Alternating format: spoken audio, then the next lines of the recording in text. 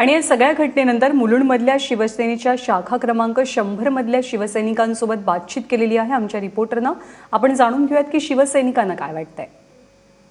काल मुलुंड येथे सेना भाजपच्या राड्यानंतर वातावरण चांगलंच तापलेलं आहे। सध्या आपण मुलुंडच्या शिवसेनेच्या 100 नंबर शाखेसमोर आहोत आणि आपण बघू शकतो या ठिकाणी शिवसैनिक जमलेले आहेत। अतिशय तीव्र भावना आहेत शिवसैनिकांच्या। काय नेमकं त्यांचं म्हणणं आहे या सगळ्या प्रकरणावर आपण त्यांना विचारणार आहोत, त्यांची मतं जाणून घेणार आहोत। मला सांगा, ज्या पद्धतीनं काल शिवसैनिकांनी हल्ला केला आता जबाबदारी स्वीकारलेली आहे, मात्र असा हल्ला व्हायला नको होता असं वाटतं? अजिबात वाटत नाही, कारण गेले काही दिवस अतिशय सुटलेला माणूस सारखा, म्हणजे एखाद्याचा ताबा सुटतो तसा हा किरीट सोमय्या आमच्या पक्ष वरिष्ठांबद्दल बोलत होता। बँड्राचा माफिया। एक तर किरीट सोमय्यांनी एक तर नाव घेऊन बोलावं, तरीही आम्ही शांत राहिलो, कारण किरीट सोमय्यांनी एकही निवडणूक युती सोडून जिंकलेलं नाहीये। स्वतःच्या याच्यावर शिवसेनेच्या आणि फक्त शिवसेनेच्या मदतीने जिंकलं। मी कालही बोललेलो, 1995 साली या ठिकाणी वामनराव परब विद्यमान आमदार होते, त्यांची सीट डावळून भारतीय जनता पक्षाचा आपसाचा निर्णय होता आणि किरीट सोमय्याला तिकीट दिले। किरीट सोमय्यांचा अख्खा भारतीय जनता पक्षाने विरोध केला, परंतु शिवसेना तेव्हा बाळासाहेबांचा आदेश म्हणून त्याच्या बरोबर राहिले। त्याचं जर हा परतफेड असं करणार असेल तर त्या पद्धतीने त्याला शिवसैनिकांनी उत्तर दिलंय, मला असं वाटतंय।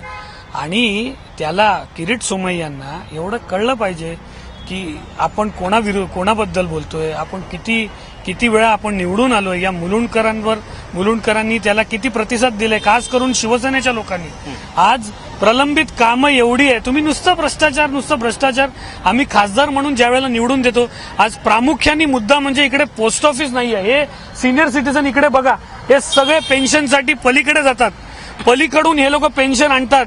खासदाराचं काम नाही, कारण सेंट्रल गव्हर्नमेंटचं अंडर पोस्ट ऑफिस येतं, तर सेंट्रल गव्हर्नमेंटच्या इथे खासदाराला आपण कशासाठी पाठवतो? या ठिकाणी आज गेले 1.5 ते 2 वर्ष पोस्ट ऑफिस नाहीये, तर पोस्ट ऑफिस नाही, या कामात लक्ष ठेवलं पाहिजे। मला सांगा, बीएमसी निवडणुकीच्या पार्श्वभूमीवर हे सगळे वक्तव्य होते असं दिसतंय, परंतु ह्या बीएमसी मध्ये सेना आणि भाजपची जर युती झाली तर तुमचा पवित्रा काय? आमचा निर्णय आमचे पक्षप्रमुख माननीय उद्धव साहेब घेतील। उद्धव साहेब जे निर्णय देणार ते आम्हाला मान्य आहे, परंतु उद्धव साहेबही सुज्ञ आहेत, त्यांना आज अख्खा महाराष्ट्रामध्ये एक अतिशय संयमी आणि एक हुशार नेता म्हणून मानला जातो। तर उद्धव साहेब योग्य ते निर्णय घेतील आणि साहेब जे निर्णय देतील ते आम्हाला मान्य आहे। 2 बसेस भरून गुंड पाठवण्यात आले होते हल्ला करण्यासाठी असं म्हणणं आहे किरीट सोमय्यांचं, काय म्हणाल? नाही, बिलकुल नाही, असं काहीच नाही घडलं। असं काय नाही, काय आहे, आम्ही सगळे शिवाजी पार्कवर शिवतीर्थावर चाललेलो। शिवतीर्थावर गेल्याच्या नंतर आम्हाला असं समजलं की किरीट सोमय्यांचे गुंडे पण भांडूपमधनं त्यांनी काहीतरी गुंडे बोलवले, किरीट सोमय्यांच्या गुंड्यांनी पण परत हे केलं म्हणून।